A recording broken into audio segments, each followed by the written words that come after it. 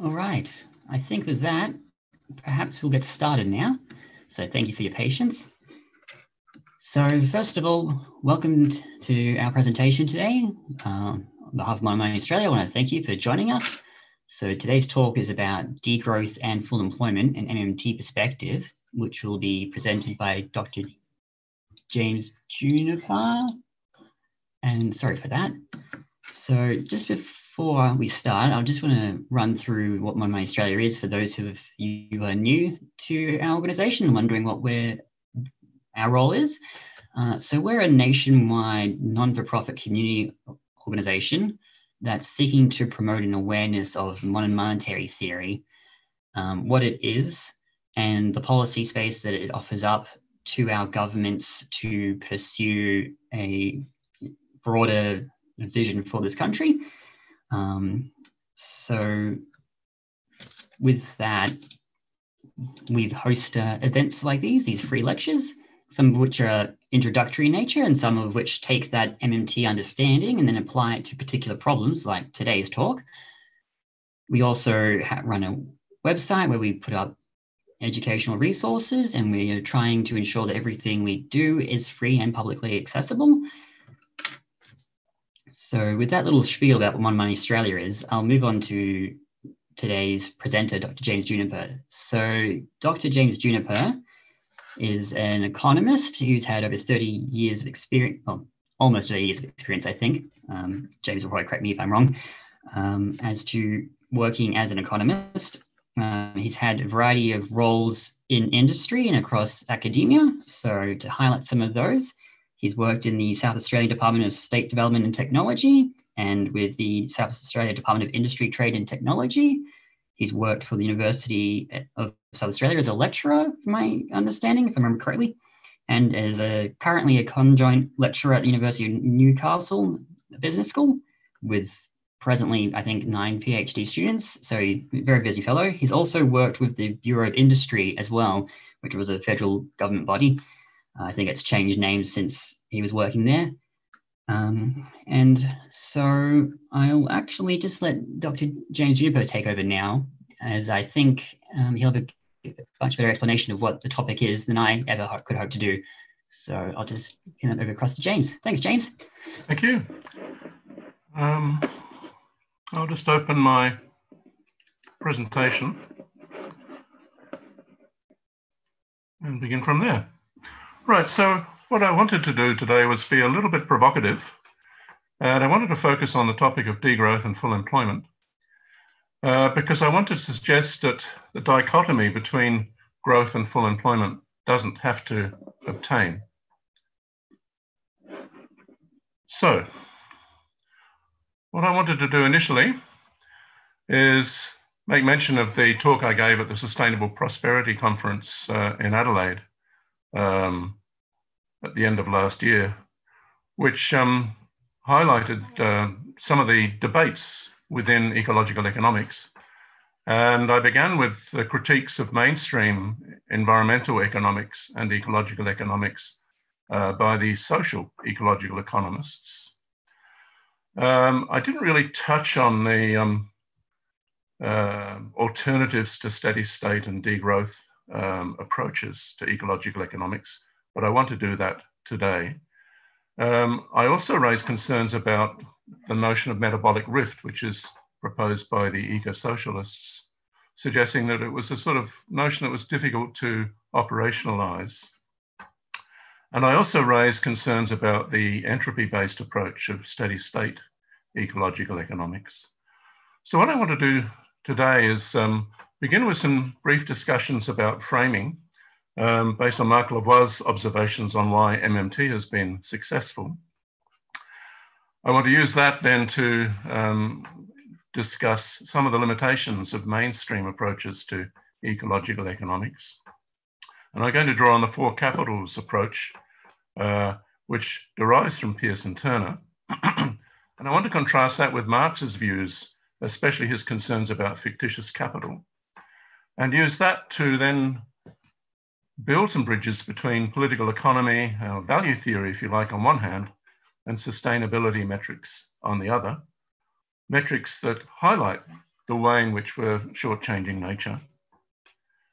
And I then want to turn to the proximity that exists between classical political economy and input-output analysis, which is something that has been taken to heart by the industrial ecologists, and then turn to some of the concerns about Marx's labor theory of value, and then touch on some of the developments in Soviet mathematical economics that might be useful for us in developing metrics for sustainability.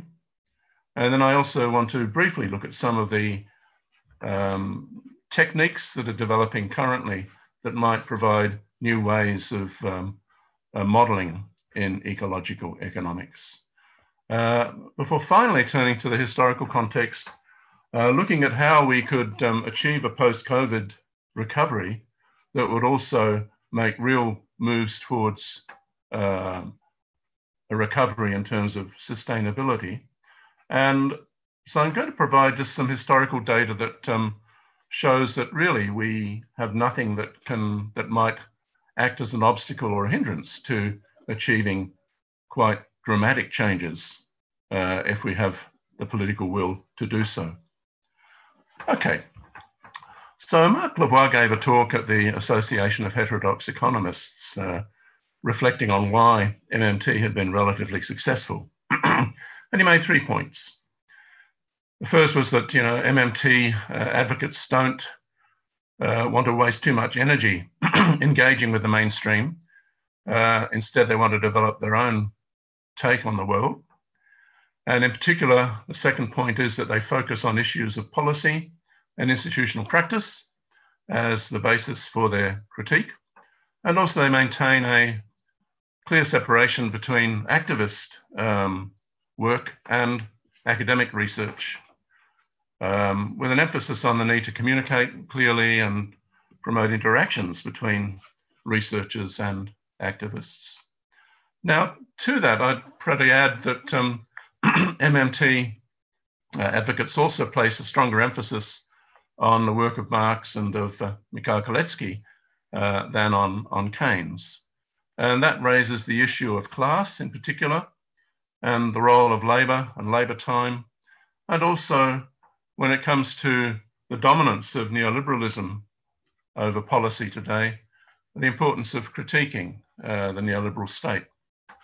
So some of the things that MMT advocates have focused on in recent times include the crippling of organised labour.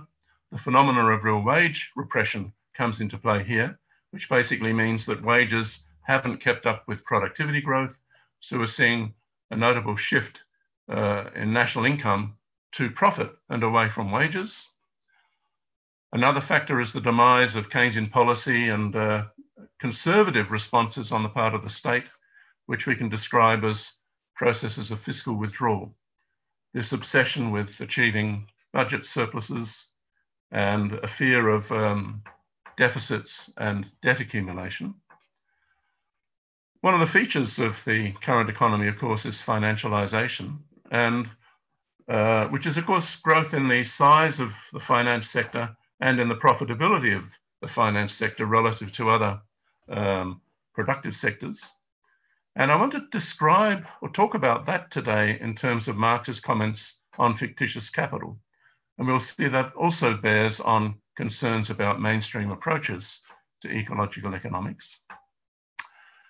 Under neoliberalism, of course, there's a lot of emphasis on the role of entrepreneurship and a respect for the logic of the market, so that the mechanisms that policymakers want to put into play are often mechanisms that use market mechanisms or use techniques of nudging to get people to do the right thing. And we really need to go well beyond those kinds of policies if we're going to make inroads into climate change. Some of the implications of neoliberal developments include dramatic increases in global concentration and centralization of control of capital. And in the Australian context and internationally, the use of household debt and asset price inflation in both housing and equity markets as a means of maintaining accumulation, at the expense, of course, of increasing financial fragility. So I'll come back to these issues as we move along. Okay, so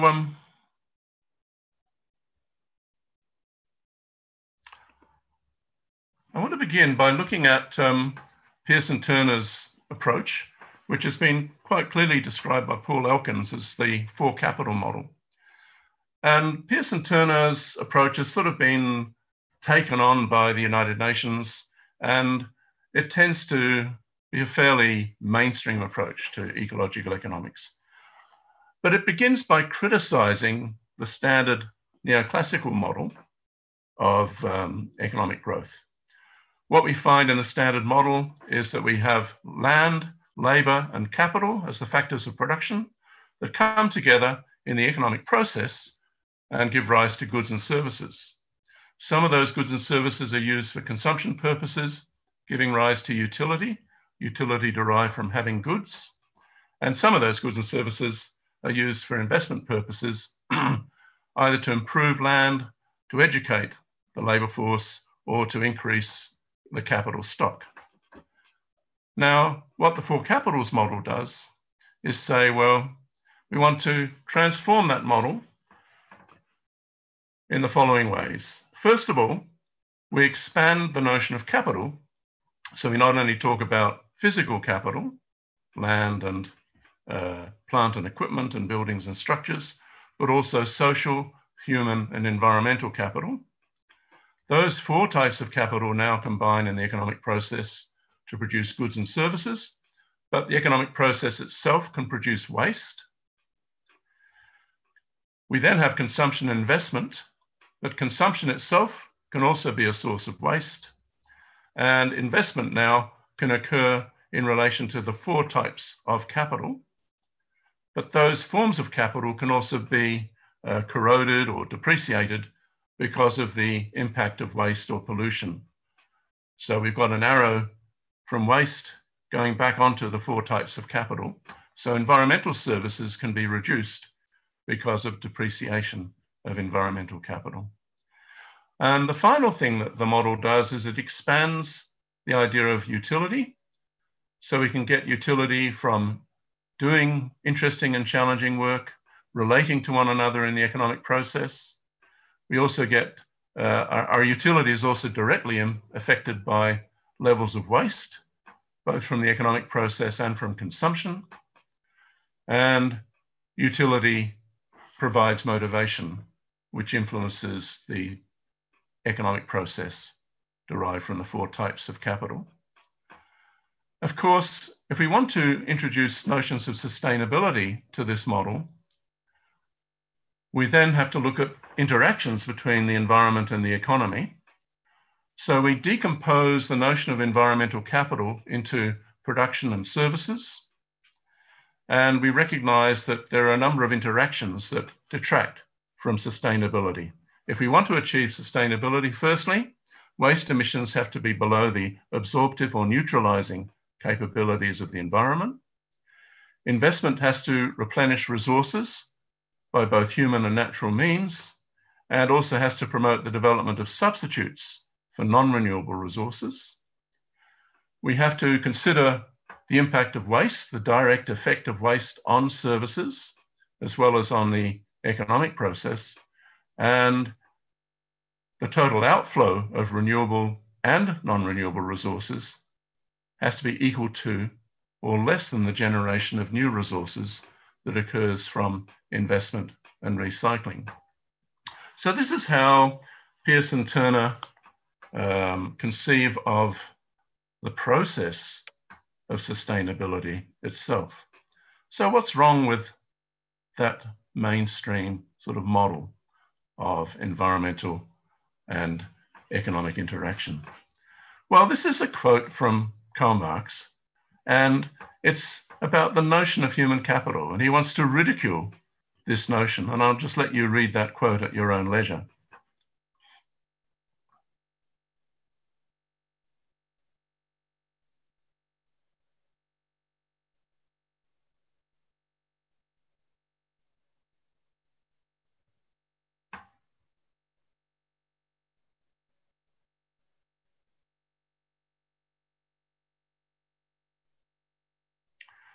Okay, so what Marx is talking about here is the fact that the rate of exploitation manifest in the form of an interest rate is used to capitalize labor services. So we can concoct this notion of capital, which has a productivity, and its ability to achieve a rate of return or to operate as interest-bearing capital is attributed to labor power itself in the form of capital. Now that notion and the sort of fictitious notion of human capital is discussed at length by Marx, and he also goes on to extend it to other forms of capital more generally. And here's a quote talking about fictitious capital as a process of capitalization.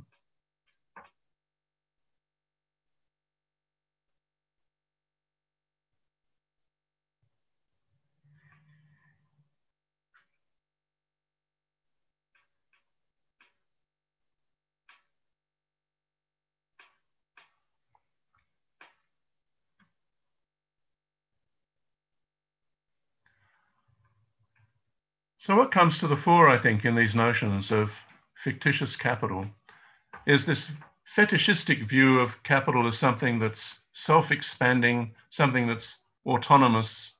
So really, we have to raise questions about the penchant for interpreting what's going on in relation to sustainability, in relation to the ecology, by focusing on notions of environmental capital, human capital, social capital, organizational capital, and so forth.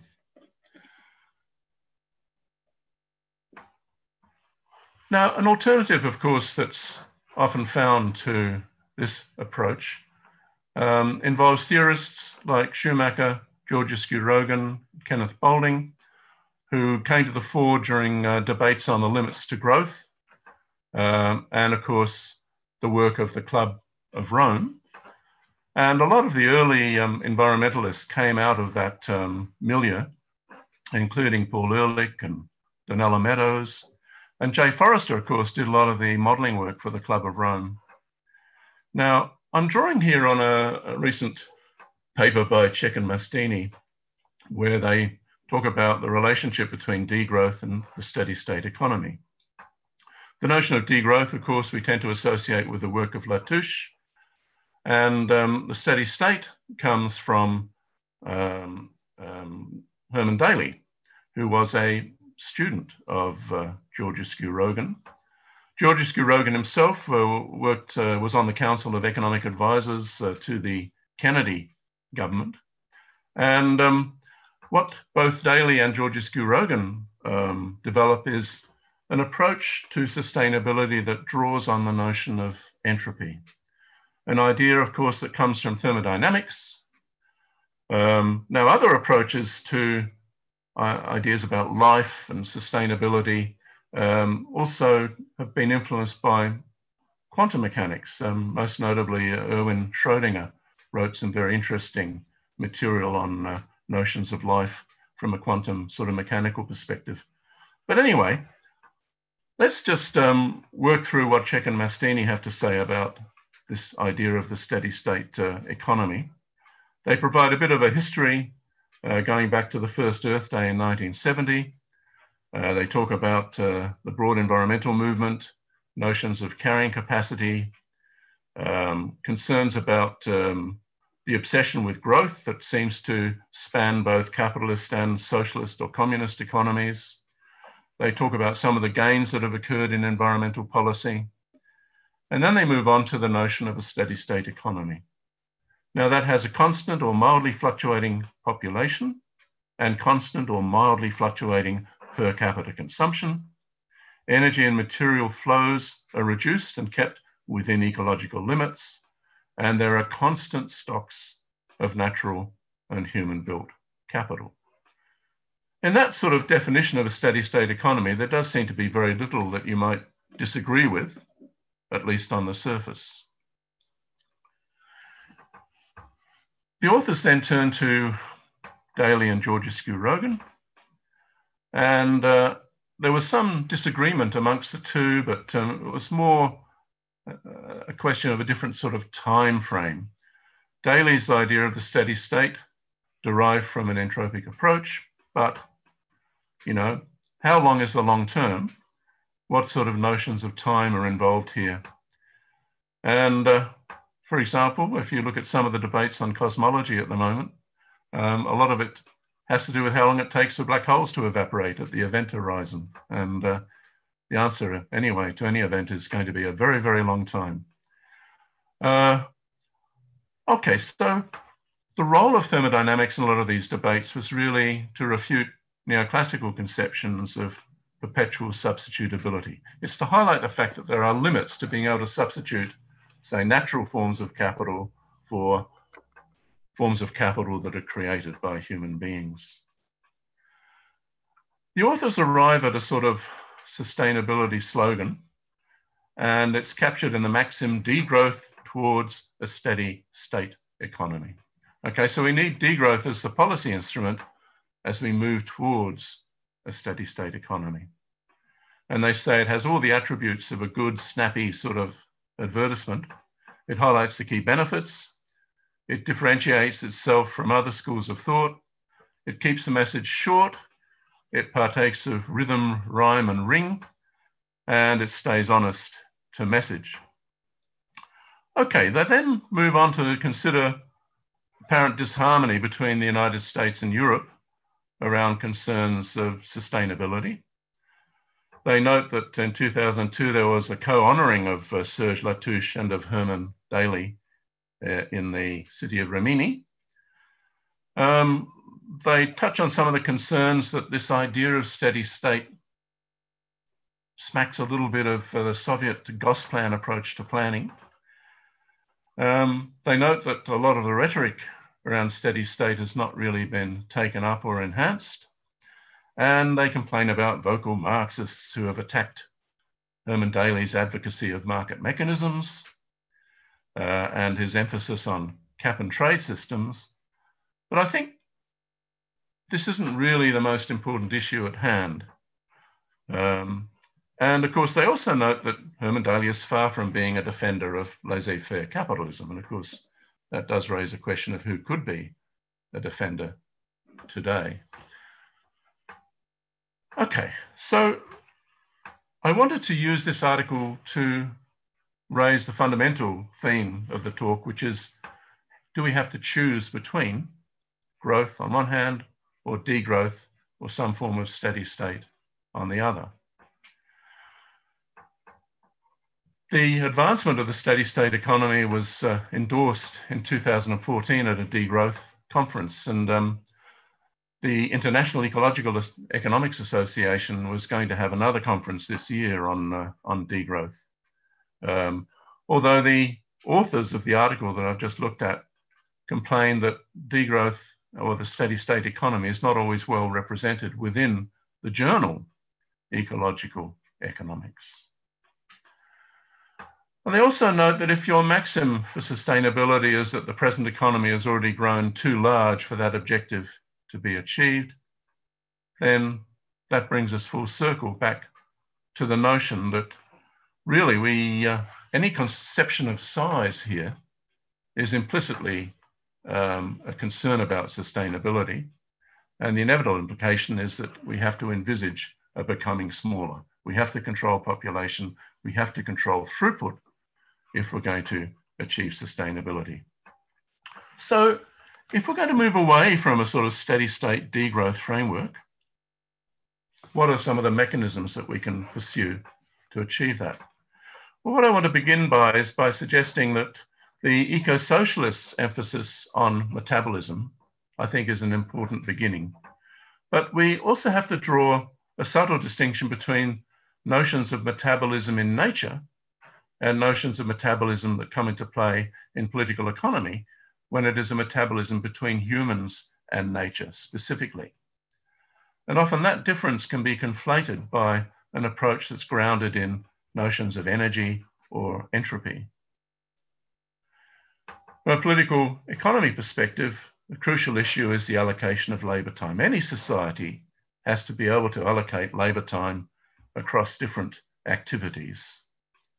And of course, that is directly related to concerns about what's going on in the labour market, about issues of underutilization of labour, both unemployment and underemployment, what we call precariousness, of course, being an exemplar of that.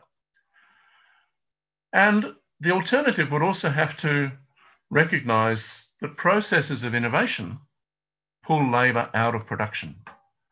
All right, when you innovate, you're pulling both living labour and also labour congealed in the form of capital out of production. And if you look at the amount of time that was required to make, say, a basket during the Neolithic age and how much time it takes to make a basket today using industrial technologies, of course, that's an exemplar of this idea of pulling labour out of production. But we can also talk about a short-changing of nature. We can think of the fact that we are using up renewables in the form of petrochemicals, oil, gas, and nature is being short-changed because we are exploiting those, well, they're not exactly non-renewables. It takes a very, very long time to renew shale oil and or deposits of oil and gas underground. But in reality, it's pretty easier to think of them as non-renewables. And we're using them up at a much faster rate than the rate at which we can find substitutes for them. So that's one aspect of the short-changing of nature. Pollution is another aspect. Taxing the absorption capacity of the environment is also a short-changing of nature. So what I'm suggesting is that we can develop metrics which represent the short-changing of nature, but conceiving of it in terms of labour value. And that raises the question of whether all this is, isn't it all a little bit outmoded? If you think about the alternative, I mean, the neoclassicals and the Austrian economists tend to fall back on fairly dodgy notions of utility. Commodities and commodity value is seen to have both subjective and objective substance. The subjective substance provided by notions of utility or well-being. And of course, there's no distinction when you look at different varieties of capital between fictitious forms of capital and non-fictitious forms. But I would go further than that and suggest that this alternative approach is already present, both within macroeconomics, within development theory, in notions of planning, and also in the day-to-day practice of industrial ecology. So I want to turn to each one of these things in turn and identify where labour, time, and labour-based value comes into play. So let's turn first of all to macroeconomics. And here, my authority is the work of Peter Fleischl, who points out that the United Nations National Income Accounting Standards are very much grounded in a classical form of political economy. Fleischl writes a lot about Richard Stone, who was one of the economists who contributed a lot to the development of national income accounting standards. And he identifies affinities between the work of Richard Stone and that of Piero Straffa, one of the Cambridge circle of economists around Keynes when he came to write the general theory. If you look at Keynes's discussion of wage units as well, that was designed to inform concerns about wage price deflation, because when Keynes was writing about unemployment in 1936, the treasury line of the day was that we don't need to worry about unemployment, because as unemployment rises, wages will fall and prices will follow. So we'll get wage price deflation. As a result, that will make people feel richer and they'll go out and spend more. Companies will spend more, households will spend more, and the economy will return rapidly to full employment. By framing his analysis in terms of wage units, Keynes wanted to show that falling wages and prices won't have any impact on the point of effective demand. And if the level of effective demand is too low relative to the capacity of the economy to produce goods and services, we're going to have unemployment. So Within macroeconomics, national income accounting standards and also Keynes's discussion of the point of effective demand tend to promote notions of labour time and labour value. When we turn to development economics and industrial economy, what is common to both these strands of thinking is input-output analysis that played a very, very important role in early economic modelling. Now, does input-output analysis conflate the distinction that I talked about previously between the metabolism of nature and the metabolism between humans and nature?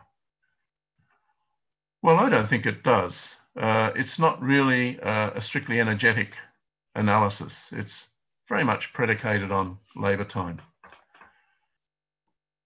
What if we step back and just sort of think about GDP and notions of measuring output or value added? What I'd want to emphasize at the moment is that GDP as a concept is fit for purpose.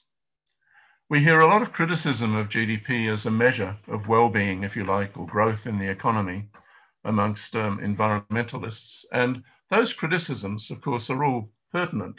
But I think we first have to reflect on the fact that GDP wasn't designed as a measure of well-being. It was really designed to provide some indication of the relationship between productive activity and employment. And if we're talking about full employment, what we need are measures of value added that are directly correlated with levels of employment. So let's just keep that to one side for the moment. And let's turn to the planning tradition that developed in the Soviet Union. In 1965, Jolings Koopmans, who was the director of the Cowles Commission in America, traveled to the Soviet Union and interacted with many of the mathematical economists who were significant players in the planning process. And that included the mathematician Kantorovich and Novozolov. When Koopmans returned from his trip, he wrote up a very influential report on the economists that he met when he was in the Soviet Union. And in 1965, the Swedish Bank Prize was jointly awarded to Jolings, Koopmans, and to Kantorovich for their work on mathematical planning. Poor old Kantorovich was one of the first people who came up with the whole idea of linear programming. And the Gosplan economists basically ignored him for 15 years. And finally, his work was recognized when the Americans started applying linear programming in operations research. And they ended up giving Kantorovich his own sort of research group. And what's interesting, though, is that the mathematical economists working with him became central players in the reform activity of Yeltsin in the post-Stalinist thaw. Now, one of the things they helped to develop based on linear programming and its nonlinear form were efficiency measures that were shadow prices, if you like, for resource efficiency. And what's interesting about this activity in the Soviet Union is that they were constructed on the basis of Marx's labor theory of value and on the basis of labor times. And what I'm suggesting here is that this whole approach to developing efficiency measures can be fairly readily modified to account for what Jason Moore has described as the shortchanging of nature, the amount of labor required for rectifying deviations away from sustainable activity.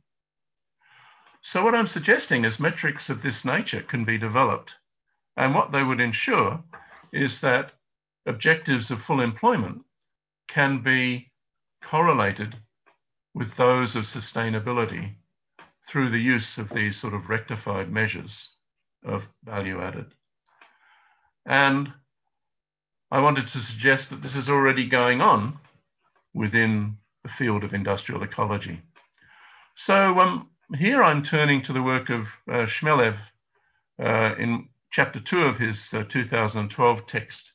He goes into some detail about industrial ecology. A lot of the early work was on biogeochemical cycles. So things like carbon, nitrogen, phosphorus, and sulfur, where the Earth system was viewed as a complex, self-regulating, and non-linear entity composed of various subsystems. But a large component of industrial ecology has been influenced by input-output analysis in the United States economy. And this research distinguishes between energy flows, including those that pass through biological organisms and those that pass through, if you like, industrial organisms. And a lot of emphasis is placed on the role of the food chain in ecological and industrial systems. Of course, industrial ecosystems depart from their ecological counterparts by requiring inputs of external energy at every stage of the production process, from primary production through to tertiary consumption. Whereas in ecological systems, the upper levels of the food chain consume energy, which is then embodied in organisms at lower levels as you move down the food chain. In some ways, it sort of represents an absolute form of energetics, but it's grounded in input-output analysis. Now, if you turn to debates that go on at the moment between economists of a Marxist persuasion and economists who are followers of David Ricardo, so-called neo-Ricardian economics, you find yourself in a very fiercely contested and very fragmented domain. Peter Fleischl, for example, in his work in 2010, drew distinctions between four different approaches to Marxist economics, which he called variously the aggregate single system interpretation, the conventional dual system approach, the Marxian dual system approach, and the temporal single system interpretation of people like McGlone and Kleeman. And it can be a very, very confusing domain. But I think if we go back to the work of Maurice Dobb and Piero Straffa, Maurice Dobb was a Cambridge historian, and Piero Straffa was one of his good mates. And they drew a very clear distinction between logical time on one hand and historical time. And Straffa's attempts to calculate labor values was based on logical time. It was a sort of instant in time, a snapshot, and the whole idea of reproduction prices is a logical notion.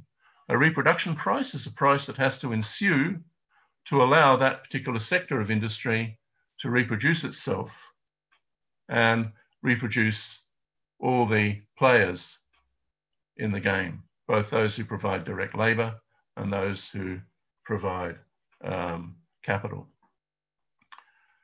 But of course, there are things that change much more slowly, and they include things like dividend payout ratios, how much earnings are retained by corporations and how much are paid out, what the subsistence wage bundle is, and that sort of thing. And these social norms, or stock flow norms, as some economists call them, change gradually in historical time, but also come to influence the outcome of reproduction pricing in logical time. Anyway, I think it's fair to say that despite all this conflict and indecision about value theory, there is a fairly large group of people who are followers of what is called the new interpretation, who seem to be sort of quite happy to work together in developing measures of labor value, which we can have some degree of confidence in. I'm doing some work at the moment with one of my colleagues, Adam Kaczynski, who's just written a paper criticizing the economist Bortkiewicz, who famously engaged in a critique of Marx's labor theory of value just after Marx published, well, it was Engels really, who published the 3 volumes of Capital. And Adam points out the error that Bortkiewicz made in his attempt to critique Marx, and shows that if we accept that Marx actually knew what he was talking about, we can find that his actual approach to value theory is entirely consistent. And where Bortkiewicz went wrong, he drew on the work of Tugendbaranovsky, who was confused by the equations that Marx used in the second volume of Capital when he came to the third volume in trying to lay down the solution to value theory in an expanding production system. And Adam shows that there is a coherent and consistent approach Marx followed, and it was Bortkiewicz who actually got things wrong. Anyway, this is a bit of a distraction. What I really wanted to highlight here is that we can work with labour values and labour times in a coherent manner. David Lageman has complained, if you look at the issue of developing a coherent value theory, both Ricardo's search for an invariable measure of value and Marx's search for a transformation between labour values and prices, he says, was an attempt to discover a commensurate relationship between concepts that were defined by incommensurate cost accounting conventions. He explains that reproduction prices should include the capitalist consumption basket as a component of the means of production. Now, if you accept that criticism as valid, it doesn't necessarily apply to Marx, because Marx, in the volumes of Capital, was actually working with a three-sector model with three different departments. The first department producing consumption goods, the second department producing capital goods, and the third department producing luxury goods for consumption out of profits. And so Marx was actually working with a model which did include the capitalist consumption basket as a component of the means of production. And it's this three-sector model that Bortkiewicz tried to suggest was inconsistent and incorrect, whereas in fact it is not. Anyway, so if you concur with this sort of point of view, Marx made no errors in his interpretation of prices of production, and we can use his approach to develop meaningful measures, which we can then modify to account for the shortchanging of nature. Okay, look, now I want to sort of touch on where some of the modelling efforts are going currently in environmental and economic modelling. And I just wanted to point out at the moment, there's some very interesting work by people in the French Development Agency that was originally set up in London, supported Charles de Gaulle's efforts in the resistance in Europe, but it now has major roles in development planning, especially for former French colonies. Anyway, the GEMA model, or GEMA's model, that's being under development by the French Development Agency, is grounded in the Sustainable Development Goals, and it takes account of growth in inequality and financial and monetary deterioration in the world. And the intention of the model is to account for the impact of global warming, the increasing scarcity of natural resources, both energy and mineral, with the dynamics of capital, private and public debt, and underemployment. And while considering ways in which we can reduce inequality and facilitate the resilience of both a national and regional economy. So it's quite a significant modelling exercise. The macroeconomic approach is grounded in stock flow consistent modelling. So I guess it's a matter of watching this space. If we look at developments in artificial intelligence, I mean, the Four Corners program just this week took quite a negative view of artificial intelligence, and my own work is really predicated on this notion that we can regain control over the machines instead of having them whirring away behind our backs, doing things that we're not even half aware of. We can actually regain control over the machinery, whether it's artificial intelligence or not. And what it can help us to do is to return to class analysis and develop socio-political networks of countervailing power through some of our activist work. And I've put a lot of emphasis on the importance of diagrammatic reasoning as an interface that will help us in exploiting artificial intelligence within a human intelligent framework. So here the emphasis is on the creativity of human labor as the driver of value. Of course, a lot of applications of artificial intelligence currently are associated with the military-industrial complex and surveillance and encryption. But we can regain control in moving from passive to active deployments of artificial intelligence.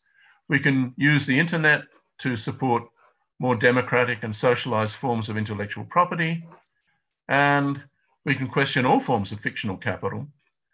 And instead of having things occurring behind our backs, they can very much occur in front of us. And that's a matter of putting human logic back into the new artificial intelligence agenda. And one of the things that in the 1980s, DARPA stopped funding artificial intelligence because it wasn't achieving what it promised. And some of the people like Rodney Brooks at MIT recognized that the AI community had been trying to combine logic, perception, and action together, and it just wasn't working. And his great breakthrough was to say, well, let's chuck the logic out, focus on perception and action, but at the intersection between perception and action, that's where intelligence will spontaneously bubble up and we can nurture it. An example of that might be a Mars rover, which sort of trundles along saying, hello, sky, hello, Earth. And then it comes across a rock, barring its path and says, ooh, I have to stop. There's a rock in front of me. What will I do? Oh, I can go around the rock.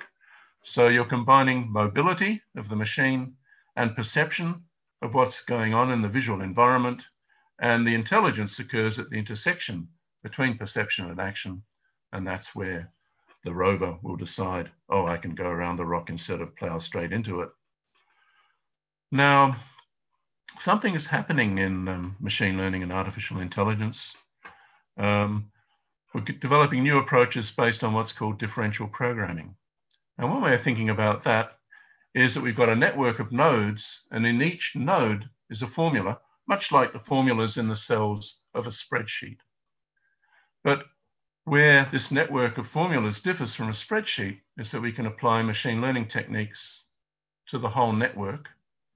We can use gradient descent optimization methods to fine-tune parameters across the whole network. So we're optimizing over the network as a whole.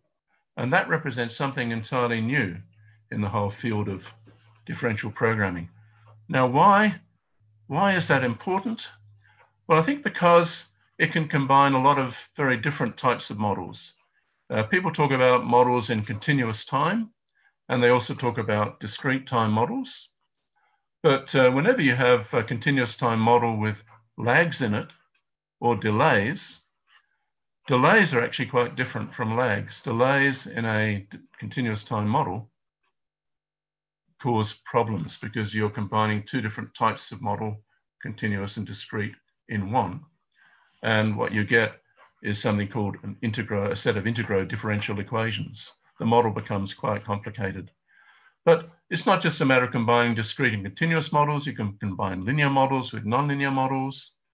And you can look at, say, a model of multi-sectoral production, like a classical political economy model, and you can combine it with a macroeconomic dynamic model, like a signal flow graph. And one thing that's going to be happening a lot in the future is that economists are going to have to work much more closely with environmentalists, with scientists who develop quite different models to those that economists work with. But economists are going to have to combine their models together with those that are developed by scientists. And so what these new technologies offer us, I think, is a way of achieving that kind of integration. They allow economists to work more closely together with other scientists in modeling sustainability. And what I'm suggesting is the techniques that I've discussed up to this point are going to help in achieving that. So differential programming is seen by a lot of the machine learning people. Here I cite Jan LeCun. He's got a Facebook blog site where he's praising the development of machine learning. So just look at that sort of quote on the top there.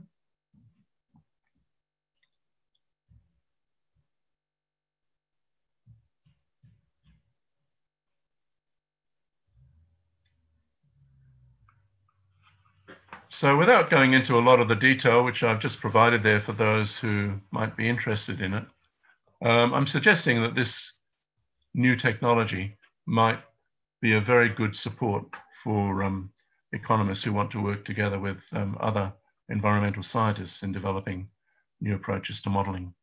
Okay, well, I want to sort of wrap things up here by just looking at some of the current economic data in a historical context. Because what I wanted to highlight is that despite COVID, we certainly have a long way to go when we compare current debt levels with what they have reached historically. Now, this is a graph which shows Commonwealth government debt and the interest burden from 1900 through to the end of the Abbott government. And it just highlights the fact that during World War II, debt to GDP ratios exceeded 100% in Australia. And we've got a considerably long way to go before we achieve similar levels of debt to GDP. And of course, if you have a lot of underutilized capacity, especially labor, unemployed and underemployed workers, that means you can effectively grow out of debt. Your GDP, your debt to GDP ratios will not begin to rise if you're expanding economic activity to absorb that labor and overcome underemployment. This is a similar diagram. It comes from Philo Capital, and it's federal government deficits and debts since Federation, again, from 1900 to the end of the Abbott period. And once again, you've got debt to GDP levels, but also it shows the federal government deficits and surpluses. And the periods when we've actually achieved surpluses are shown here in green. And it highlights the stupidity of becoming obsessed with surpluses when for the whole range of that period over 100 years, deficits were the main game in town. And we had brief surpluses in the early 30s, in the late 80s, and in the early 2000s. Here we've got Australia's unemployment rate over the same historical period, which comes from the economic roundup.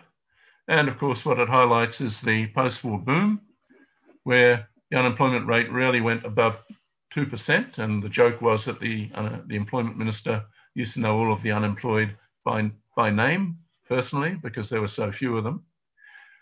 And of course, then we have the rising unemployment rate after the post-war boom when we abandoned Keynesian policies.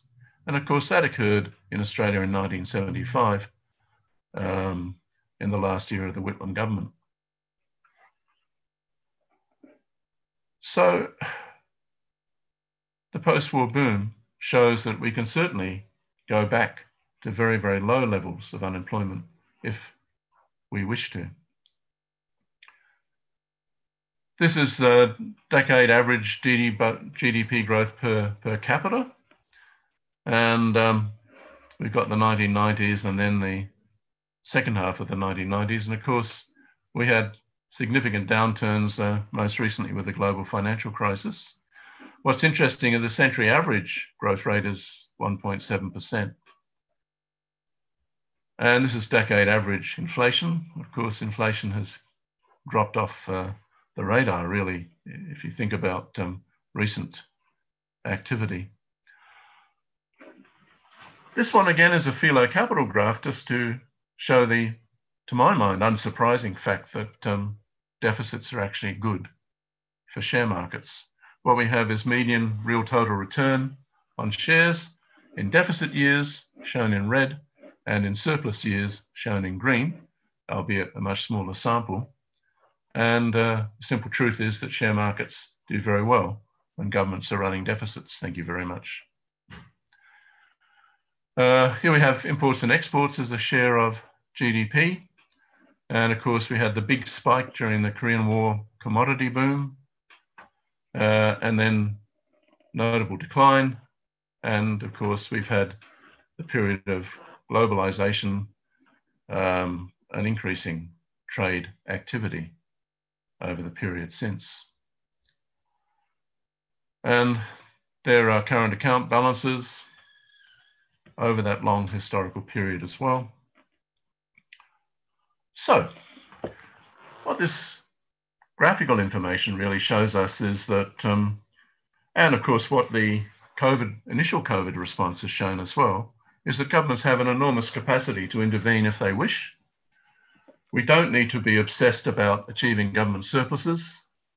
The government, if it wants to, can keystroke money into existence as required. And compared to the Second World War period, we certainly have a large amount of room for maneuver when it comes to increasing debt levels.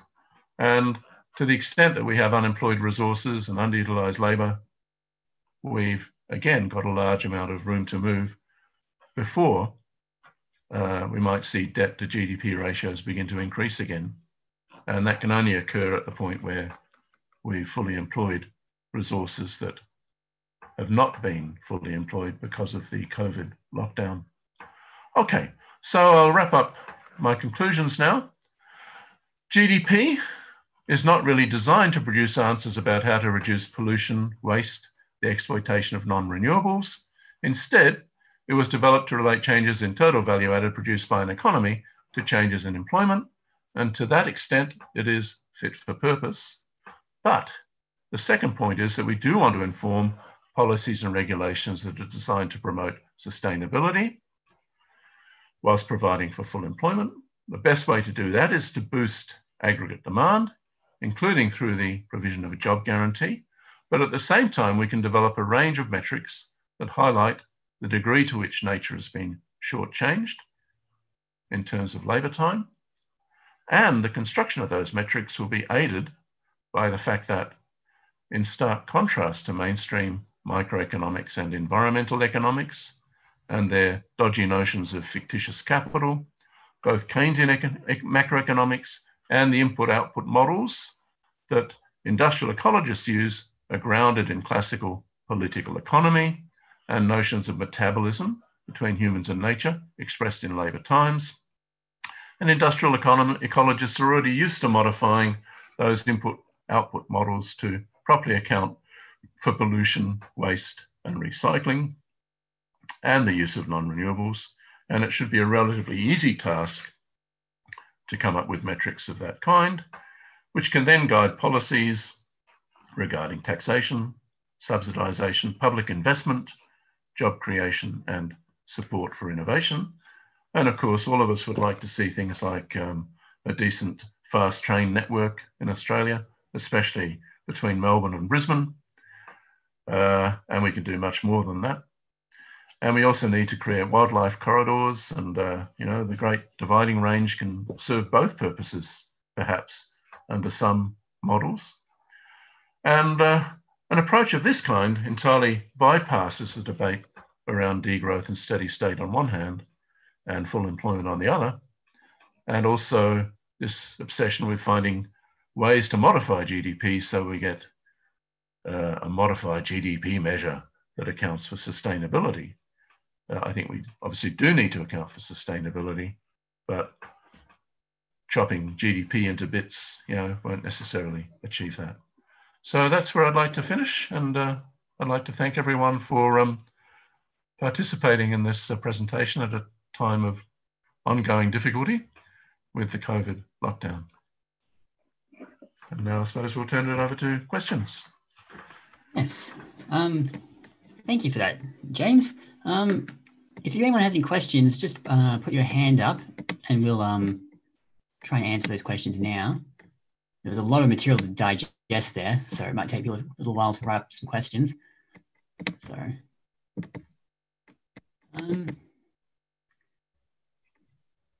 So I guess I can start off with just one question, and perhaps you might be able to sort of summarize everything into one point. What would be the sort of first key metric you would use if you were designing a metric to go to policymakers with? If you Well, were I to try and suppose, summarize it in like a sort of like a 2-minute spiel kind of thing, because there's a lot of information there. oh, well, I think what we want is for each industry, we need some indication of the extent to which we're shortchanging nature. And we can also look at individual projects. I mean, something like a very fast rail, it would help us to develop metrics that tell us what sort of advantages or gains can be made by providing substitutes for air travel at the moment and road travel as alternatives to public transport. I was in China in November of last year. Of course, they've got a factory the size of a small city where they're assembling very fast trains, and one of the largest, well, it is the largest fast train network of any country in the world now. And I was in Nanjing, which happens to be the largest railway station in the Southern Hemisphere. And I traveled from Nanjing to Dalian, which is about 1,600 kilometers, at a speed of around 300 kilometers per hour. And, it's such a comfortable way of traveling. And the fact that we don't have that as an alternative to air travel or road travel currently is a madness in my view. Yes, so you can develop metrics for projects of national significance of that kind. But industrial ecologists have developed a variety of modifications to account for things like energy usage, water usage, and a variety of different kinds of non-renewable resources in their approaches. And Shmielev in his chapter 2 cites a huge raft of literature, studies that have come out by industrial ecologists using those modified input-output tables. So I guess what I'm suggesting is that they're the kinds of metrics that can inform the policies that we have to pursue. Sure. There's no other questions that I can see thus far. I'll just check YouTube as well, make sure. Here's a question from Wayne. So how far have we progressed with metrics that measure the shortchanging of nature? So I'm not sure what the time frame is there, but maybe we'll just give it like 20 years. So since the awareness of the sort of climate emergency has permeated through popular culture. Well, there's a lot of activity going on. I mean, one thing, of course, that people do is they develop satellite accounting measures for GDP, where they attempt to, and of course, you can do that in monetary terms or price terms, and you can also do that in physical terms. And the Australian Bureau of Statistics has developed a range of physical sort of satellite accounts to assist us, if you like, to GDP. But I guess what I'm suggesting is, as such, those measures aren't particularly helpful for us unless we can gain more insight into how much shortchanging is really going on within particular industries or in relation to particular kinds of activity. So, of course, mainstream economists always say that any government intervention, any government projects should be fully valued in terms of cost-benefit analysis. And that requires trying to take account of a lot of utility-based measures that can often be pretty airy-fairy. In health economics, of course, we have quality of life, days lost or to injury or ill health or death. But for sustainability purposes, I don't think we need to that kind of complexity. If anything, the kinds of metrics I'm proposing would be easier to construct, simpler to construct.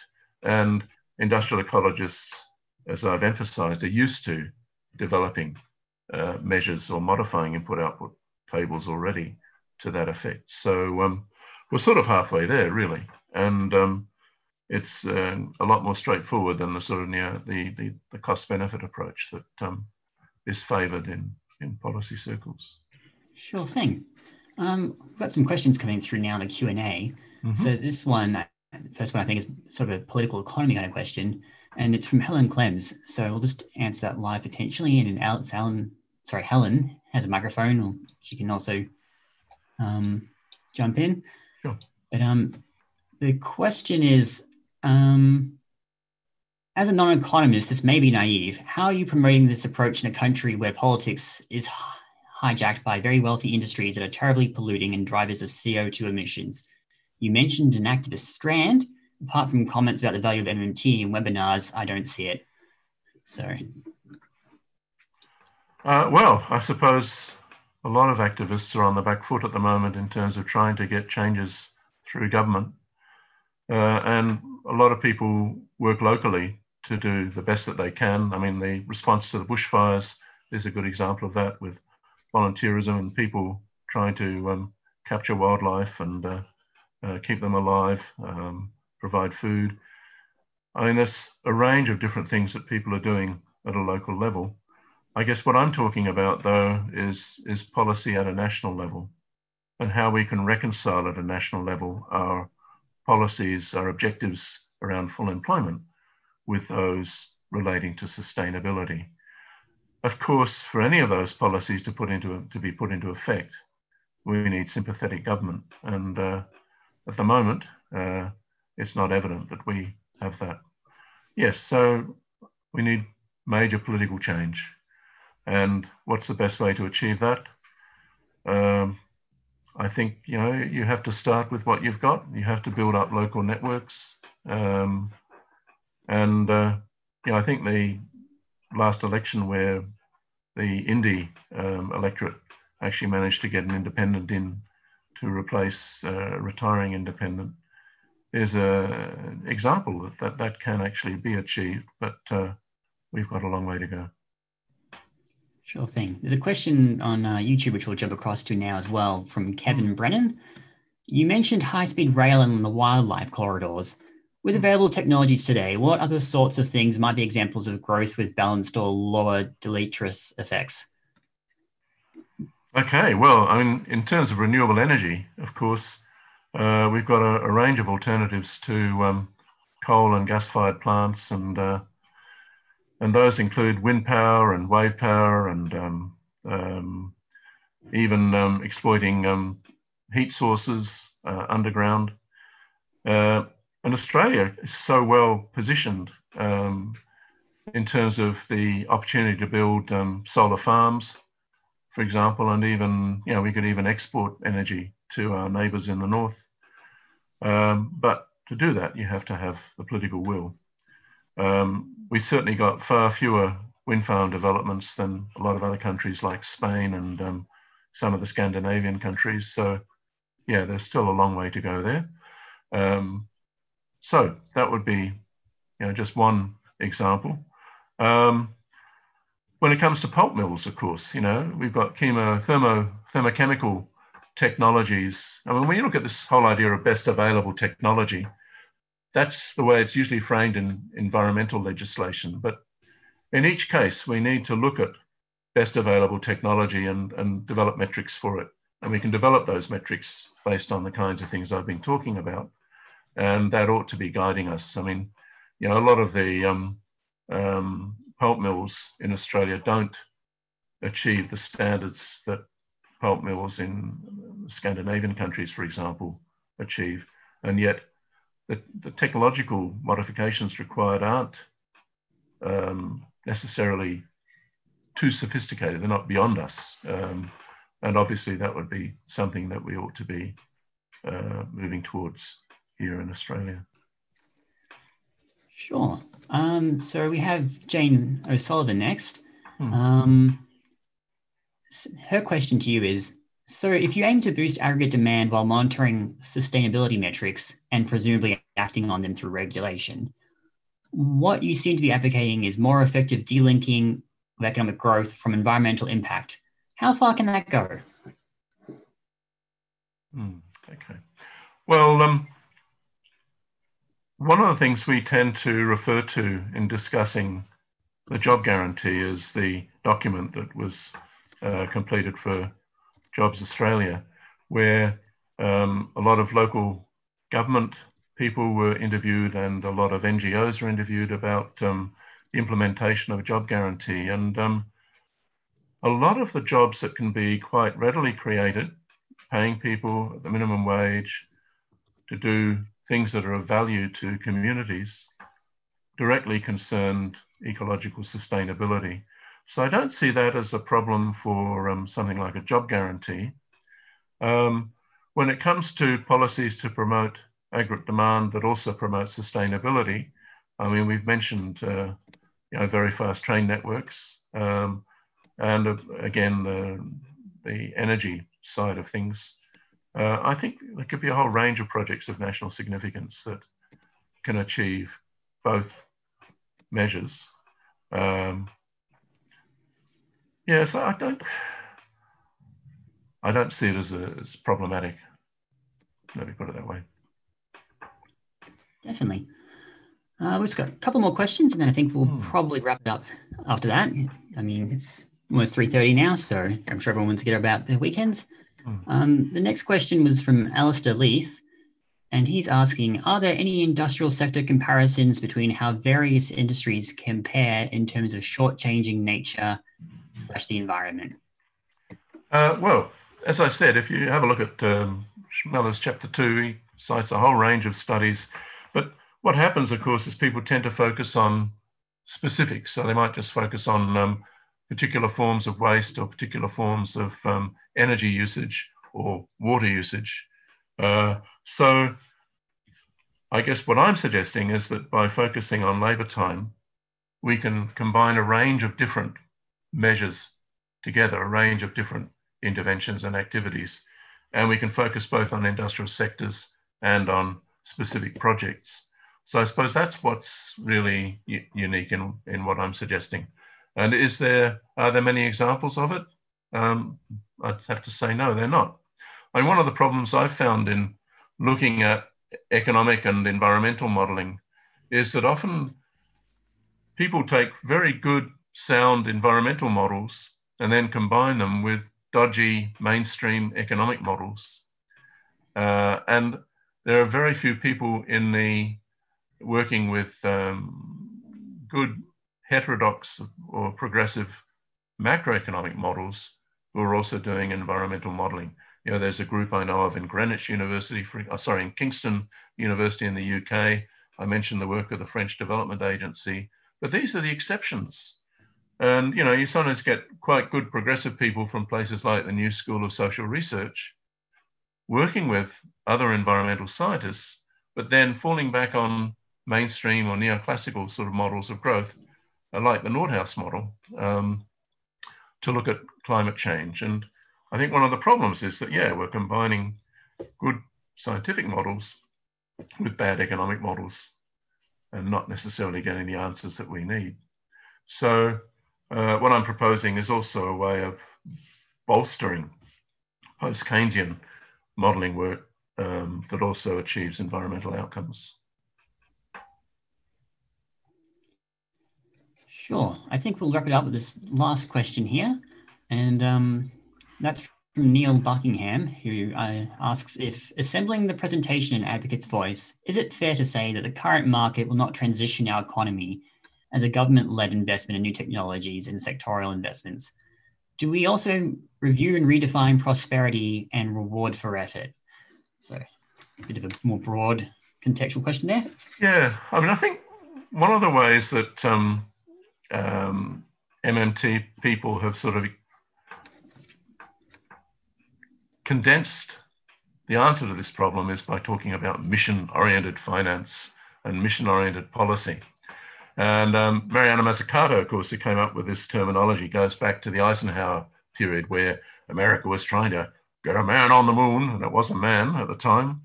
And they set up NASA, and they brought all the defense industry grants under one or two umbrellas, DARPA and the Office of Naval Research and Office of Air Force Research.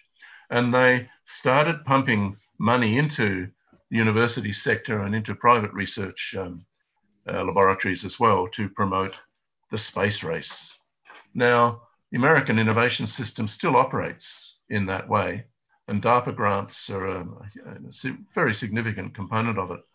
But what we're talking about here is a mission-oriented pursuit of innovation, which would be grounded in environmental sustainability.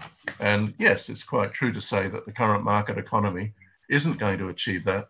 It's not really an objective. And we're trying to sort of nudge the economy. We offer sort of grants for people to put solar power on their rooftops and that sort of thing. But what we're really talking about here are projects of national significance, major infrastructure that's going to achieve environmental objectives. And for that purpose, we need, a mission-oriented approach to funding on a massive scale if we're going to achieve the gains that we need to under present timelines for things like climate change. Sure. All right, so I think we'll wrap up the presentation there. It's about 3:20 now.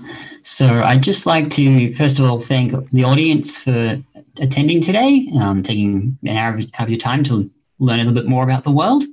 And I'm going to wrap up by thanking Dr. James Juniper for also volunteering his time to articulate his perspective on this very important problem that our society faces.